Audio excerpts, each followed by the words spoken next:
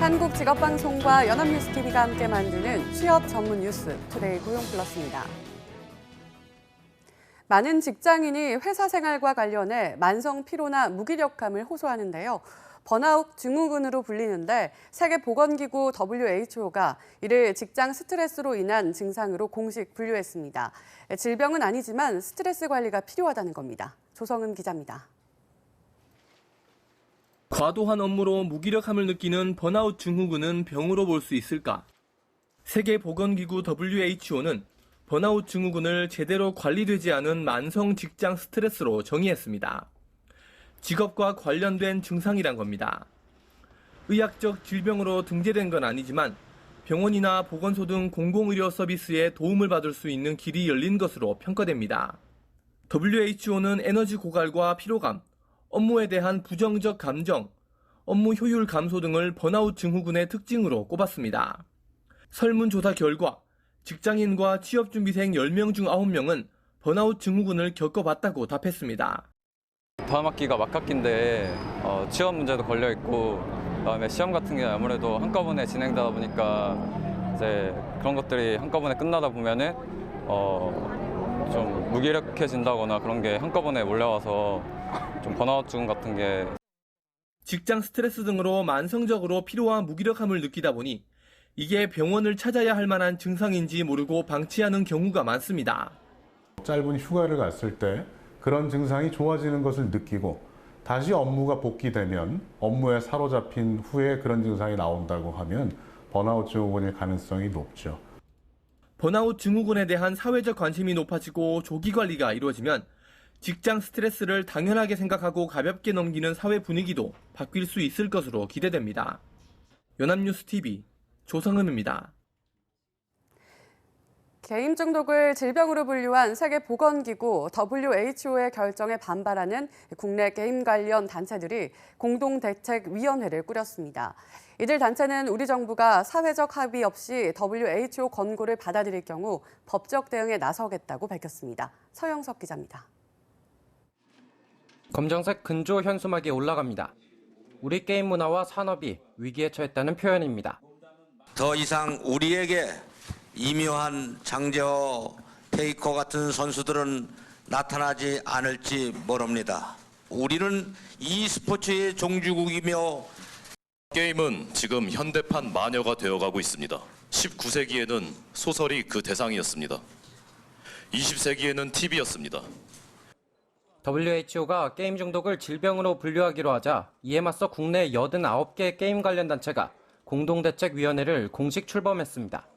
공동대책위는 연간 시장 규모가 14조 원대에 이르는 우리 게임 산업의 긍정적인 면을 국민들에게 적극적으로 알리는 한편 게임 중독에 관한 국내외 공동 연구를 추진할 계획입니다.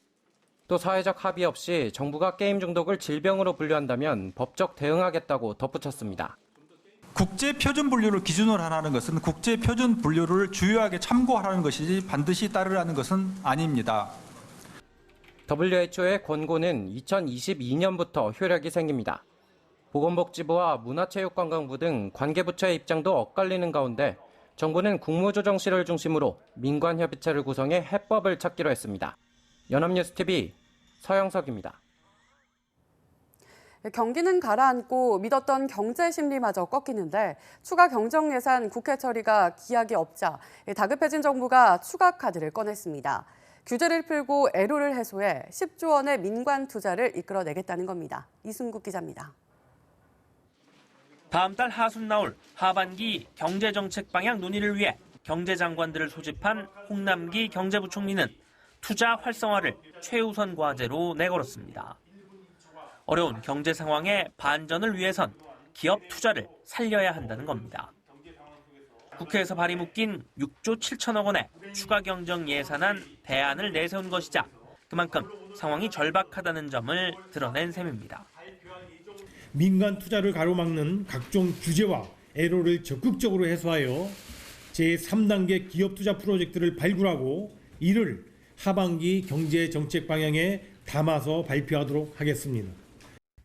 홍 부총리는 하루 전 문재인 대통령에게 하반기 최대 10조 원 규모의 기업과 공공부문 투자를 이끌어내겠다는 계획을 보고했습니다. 복합 테마파크, 국제 컨벤션 센터 건설 사업 등이 포함될 거란 관측이 나옵니다. 대답 없는 메아리지만 추경의 조속한 처리도 다시 한번 촉구했습니다. 어려운 상황 속에서 안간힘을 쓰며 분투 중인 우리 기업과 소상공인, 청년, 취준생 등의 절박한 사정을 고려하여 다음 주라도 국회에서 추경 심의가 착수될 수 있도록 간곡히 다시 한번 요청을 드립니다. 정부는 또 하반기 경제정책 방향과는 별개로 다음 달 가업상속 공제를 받으려는 중소, 중견기업의 공제요건 유지 기간을 10년에서 7년으로 줄이고 자동차 개별 소비세 30% 인하 조치를 연말까지 추가 연장하는 방안도 내놓을 방침입니다. 연합뉴스TV 이승국입니다. 월 300만 원 이상 공적 연금을 받는 사람이 국민연금은 한 명도 없는 반면 공무원 연금은 12만 명에 달하는 것으로 나타났습니다.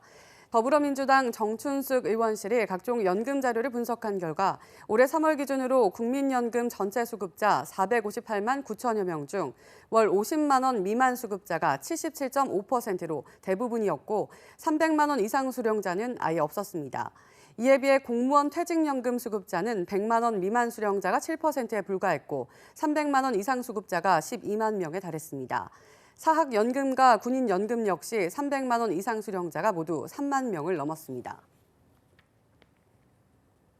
1분기 도소매업 대출이 통계를 작성한 2008년 이후 최대 폭으로 늘어났습니다. 한국은행에 따르면 3월 말 예금 취급 기관의 전 산업 대출 잔액은 1,140조 9천억 원으로 지난해 말보다 19조 6천억 원 증가했습니다. 제조업 대출이 6조 5천억 원 늘며 2015년 3분기 이후 가장 크게 불었지만 서비스업 대출은 전분기 17조 3천억 원에 비해 급감한 9조 9천억 원 증가에 그쳤습니다. 특히 도소매, 음식, 숙박업 대출은 통계 작성 이래 최대인 5조 6천억 원의 증가폭을 보였습니다.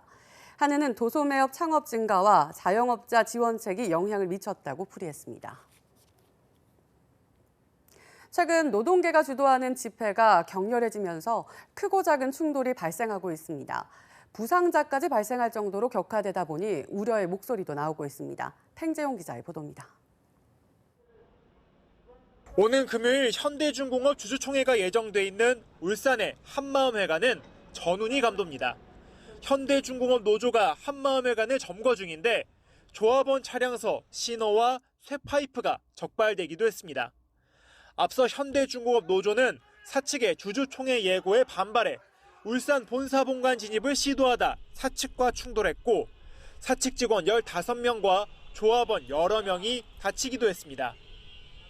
서울의 개포 재건축단지에서는 노노 갈등이 극심한 상황입니다. 한국노총과 민주노총이 자신의 조합원을 더 고용해야 한다고 주장하며 공사 현장에서 대치를 벌이고 있습니다. 한국노총 조합원은 요구사항을 받아들이라며 10층 높이 타워 크레인에서 고공농성까지 벌이고 있습니다. 노동계의 목소리가 이처럼 극단적인 방식으로 표출되는 것은 최근 경제 상황과 무관치 않다는 지적입니다. 현대중공업의 경우 주주총회를 통해 법인 분할이 되면 구조조정으로 이어질 수 있다는 것이 노조의 주장입니다. 조선경기 위축으로 지난 수년간 구조조정이 된 상황에서 조합원이 회사를 떠나는 상황을 받아들일 수 없다는 것입니다. 건설 현장에선 경기 침체로 일감이 줄어들어 이를 차지하기 위한 경쟁이 치열해졌고 노노 갈등으로까지 번졌다는 분석이 나옵니다. 복잡한 갈등 상황 속에서 정부의 중재가 없다는 점도 상황을 악화시키는 이유로 꼽히고 있습니다. 연합뉴스TV 팽재용입니다. 납품에 목을 맨 중소기업의 기술을 탈취하는 대기업의 갑질, 정부의 엄포에도 근절이 안 되고 있죠. 기술 자료를 받아낸 뒤 다른 곳에서 싸게 납품받을 수 있다고 압박해 값을 깎으려는 목적인데요. 이번엔 현대중공업그룹이 적발돼 고발됐습니다. 김지수 기자입니다.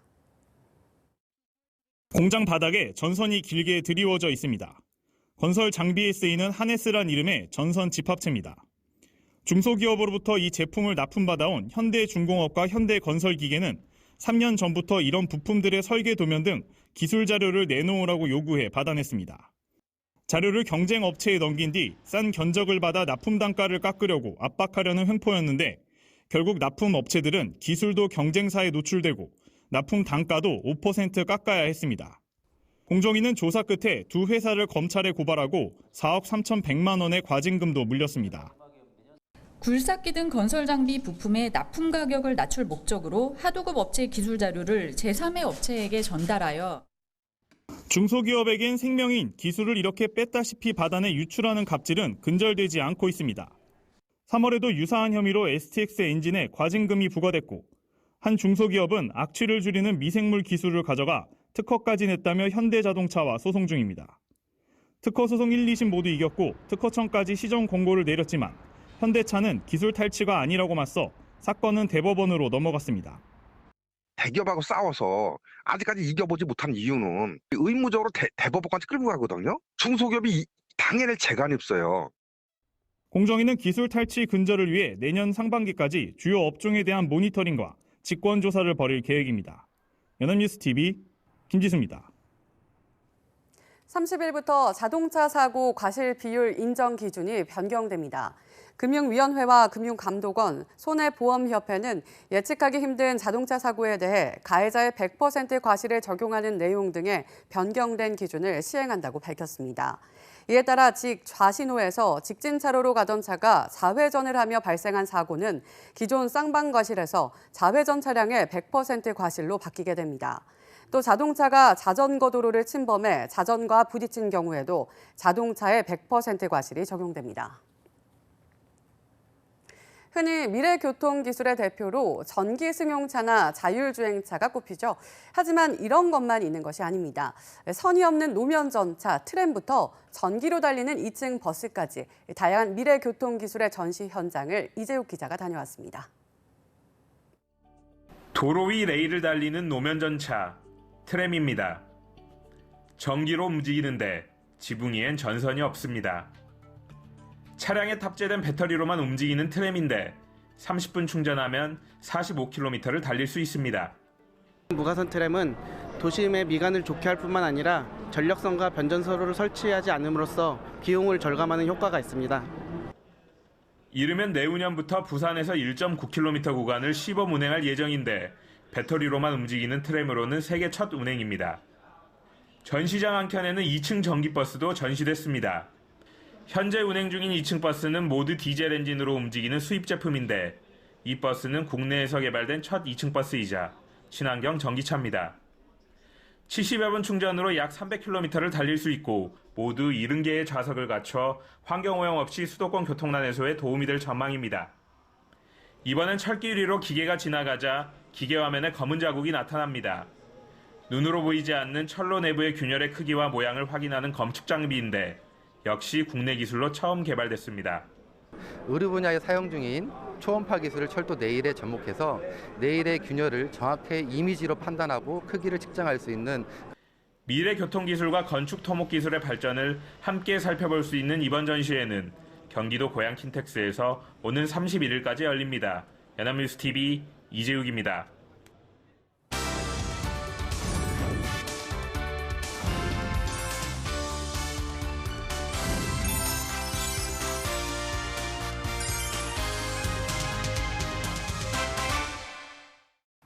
대한민국 50만 구직자의 일자리 현황을 데이터로 풀어봅니다. 투데이 데이터 뉴스 시간 안치홍 아나운서 안녕하세요. 안녕하세요. 데이터 뉴스 시간입니다. 최종 면접을 통과했다면 과연 안심할 수 있는 일일까요? 기업의 입장은 조금 다른 생각을 가지고 있는 것 같습니다. 그 이유를 데이터 뉴스에서 살펴봅니다. 네, 최종 면접은 말 그대로 입사 전 마지막으로 보는 시험이잖아요.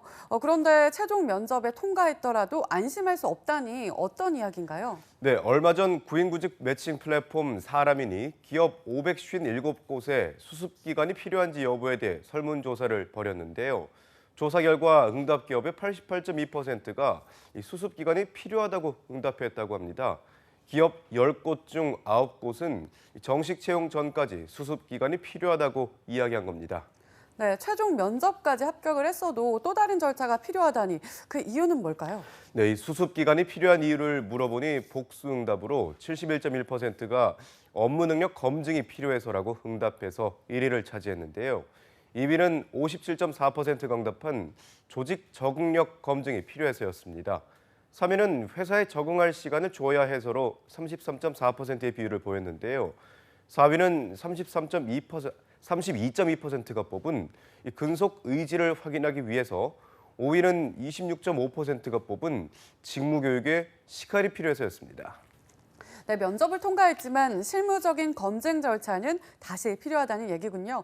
이렇게 수습 기간이 필요한 경우는 신입직을 이야기하는 것이었나요? 네, 물론 신입직인 경우에 수습 기간이 필요하다고 응답한 경우가 94.1%로 더 많았지만, 경력직도 65.8%가 필요하다고 응답해서 기업 차원에선 신입과 경력에 상관없이 수습 기간을 원하는 것으로 조사됐습니다. 네, 그렇다면 실제로 이렇게 수습 기간을 진행하는 기업도 많았나요? 네, 실제로 정식 채용 전 수습 기간을 두고 있는 곳은 전체 기업의 72.5%였는데요. 상당히 많은 비율이죠. 이 기업 형태별로 봤을 땐 대기업이 85.7%로 수습 기간을 두는 비율이 가장 높았습니다. 하지만 중견기업에선 73.1%가, 중소기업에선 71.7%가 수습 기간을 실시하고 있어서 대다수의 기업에서 최종 면접이 끝나더라도 실무적인 검증 절차를 거치는 것으로 조사됐습니다. 네, 상당히 많은 기업에서 이 수습 기간을 두고 있었네요. 그렇다면 이러한 수습 기간 역시 신입직, 경력직에 국한되지 않고 전반적으로 실시되고 있었던 건가요? 네, 실제 행해지는 수습 기간은 신입과 경력에 따라 다소 차이가 있었습니다. 수습 기간이 있는 채용은 이 신입이 97.7%로 58.6%인 경력보다 39.1%포인트 더 많은 것으로 조사됐습니다. 기간 역시 신입이 평균 3.1개월, 경력이 평균 2.8개월로 신입의 경력보다 다소 긴 것으로 나타났습니다. 네, 신입의 경우 검증 기간이 더 필요하다는 이유 때문인가 보네요. 그렇다면 가장 궁금하고 중요한 것이 실제로 이러한 수습 기간에 탈락하는 입사자가 있냐는 것일 텐데요. 실제로는 어땠나요? 네, 안타깝게도 수습 기간 후에 실제로 탈락하는 비율도 상당했습니다. 수습 기간이 있는 기업의 50.7%가 수습 기간에 걸러지는 직원이 있다고 밝혔는데요. 한 해 입사하는 직원의 전체 비율로 따졌을 때 평균 10명 중 1명꼴인 11.2%로 결코 적지 않은 직원이 이 수습 기간을 통해 탈락되는 것으로 조사됐습니다. 네, 최종 면접을 통과했다고 하더라도 수습 기간을 통해 얼마든지 떨어질 수 있다는 사실이 놀라운데요. 그렇다면 최종 면접을 거치고도 이 수습 기간에 직원을 떨어뜨리는 이유는 무엇 때문이었나요? 네, 그 이유는 다양합니다. 이 중 1위는 복수 응답으로 69.6%가 응답한 업무와 조직에 적응하지 못하는 부적응형이었는데요. 2위는 54.5%가 뽑은 업무 능력과 성과가 부족한 무능형이었습니다. 또 3위는 53.2%의 비율을 보인 지각과 결근 등의 근태 불량형이었고요. 4위는 4위와 5위는 지시 안 따르고 고집 심한 독불장군형과 인사생략, 언행 등의 예의 없는 인성 부족형으로 각각 31.2%와 25.2%의 비율로 나타났습니다. 이 외에도 입사 시 거짓 사항이 드러난 뻥튀기형, 업무 중 딴짓 심한 불성실형 등이 순위에 올랐습니다. 네, 그렇다면 수습 기간에 탈락되지 않기 위해선 해당 기간 동안 어떻게 행동을 하는 것이 좋을까요? 네, 기업들이 응답한 수습 기간 중 신입사원의 정식 채용 여부를 결정하는 가장 중요한 기준은 26.7%가 뽑은 조직 적응력이었는데요. 이 밖에도 업무 습득 수준, 배우려는 자세, 성격 및 인성 등이 기준이 되고 있었습니다. 경력직 역시 조직 적응력, 이게 27.7%가 응답해서 가장 높은 비율을 차지했는데요. 이 외에도 업무 성과, 업무 습득 수준, 성격 및 인성 등이 중요한 기준으로 작용하는 것으로 조사됐습니다. 네, 면접에서 볼 수 없었던 업무 능력을 보기 위해 기업은 수습기간이라는 또 다른 시험 절차를 두고 있는 듯합니다. 몇십 년을 함께 일할 사람을 뽑기 위한 절차이니 이해가 가는데요. 하지만 입사자 입장에서도 어렵게 합격한 회사인데 수습기간 동안 다시 한번 평가를 받아야 한다는 것이 달갑지는 않을 듯합니다. 더구나 긴 시간이 걸리니까요.